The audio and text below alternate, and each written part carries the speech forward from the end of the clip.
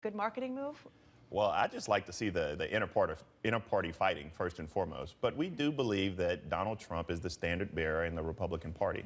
Donald Trump is a bigot. Donald Trump is a xenophobe.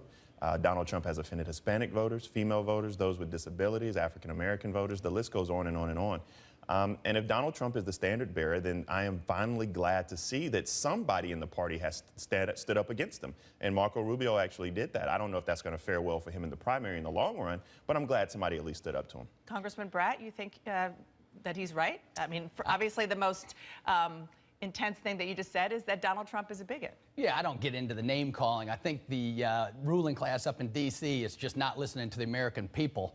And the ruling class up here needs to get the message straight. There's a huge American anxiety problem out there when it comes to the economy, when it comes to foreign relations, when it comes to domestic terrorism. The economy, we have $18 trillion in debt, $100 trillion in unfunded liabilities. Folks can't find jobs. The median family income's down $2,000 a year over the last 8-year cycle. On foreign policy, we got a disaster from China to Russia to Syria to Iran shooting missiles at us in the Straits of Hormuz, straight out of the movies. And most importantly, terrorism is the #1 issue right now.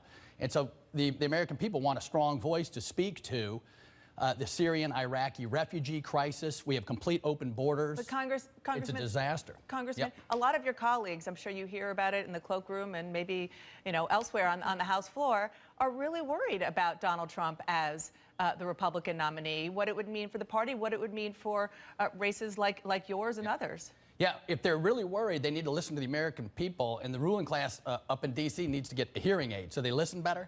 70% of people don't think the president's got a credible foreign policy, national security strategy. Some of these candidates, we talk about 11 on the Republican side, but the outsiders have amassed about a 70% lead versus the rest of the field. That is important. And why is that? Because they're addressing the concerns of the American people. We have 1,000 terrorist cases open across 50 states domestically, according to the head of FBI. What are we doing about that? A couple of the candidates are talking about that. Most are not. The Democratic candidates debated us on the budget, so we couldn't put any of the visa waiver program, the visa overstay program, no solutions on the southern border.